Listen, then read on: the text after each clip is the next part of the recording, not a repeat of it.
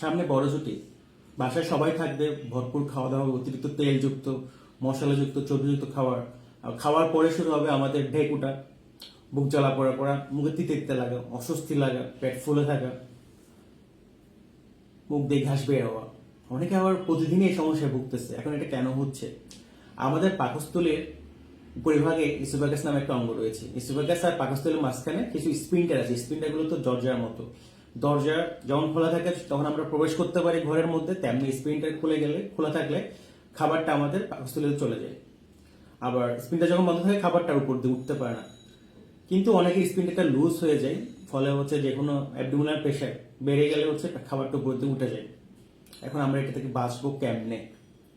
বাঁচার উপায় হচ্ছে যে আপনার পাকস্থলীকে ভরাট করা যাবে না, এটাই মেইন কাজ। এখন হচ্ছে আমরা খাবারকে ভাগ করে খাবো। এক খাবারকে আমরা আমরা যে খাবারটা দুপুরবেলা খাই বা রাতের বেলা খাই বা অন্য টাইমে খাই, সেই খাবারটা ভাগ করে খাবো। এক খাবারকে 2 বা 3 বার ভাগ করে খাবো। একটু খাইলাম, আবার 10 মিনিট পর আবার খাইলাম, বা আরেকটু পর আবার খাইলাম। একসাথে খাওয়া যাবে না, যাতে পেট ভরে না যায়। আচ্ছা, আমি খাবার কম খেলাম কিন্তু সাথে অনেক বেশি পানি খেয়ে ফেললাম, তাহলে তো আমার পাকস্থলীতে পূর্ণ হয়ে গেল, তাহলে তো আমার কোনো লাভ হলো না কম খেয়ে। সেই জন্য হচ্ছে পানি খেতে হবে খাবার খাওয়ার 20-30 মিনিট আগে, অথবা খাবার খাওয়ার 20-30 মিনিট পরে। সাথে খাওয়া যাবে না।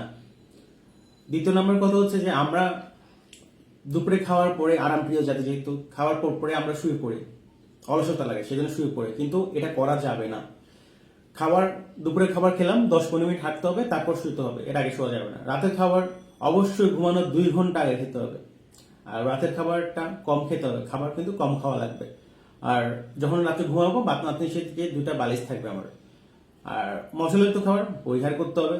তেলের খাবার ব্যাপারটা হচ্ছে যে যে তেলে একবার ভাজা হচ্ছে সে তেলের ভাজাটা আমরা খেতে পারবো, কিন্তু এক তেলে পুনরায় ভাজা হচ্ছে সেই তেলের খাবার খাওয়া আমাদের জন্য খুবই ক্ষতিদায়ক। এগুলো খাওয়া যাবে না।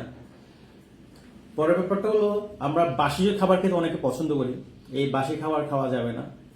তারপর আমাদের যাদের শরীরের ওজন বেশি, অবশ্যই তাদের ওজন কমাতে হবে। সর্বোপরি কথা হচ্ছে সময় মতো খেতে হবে,